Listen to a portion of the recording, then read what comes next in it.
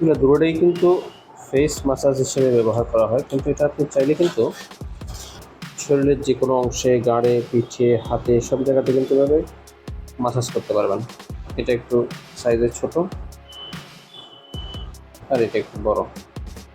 আর এটাতে আবার সাথে অ্যাকুপয়েন্ট প্রেস করার জন্য শরীরের বিভিন্ন অংশে প্রেস করে যেই থেরাপি দেওয়া হয়, সাথে কিন্তু আপনি এটা থেরাপির কাজে ব্যবহার করতে পারেন।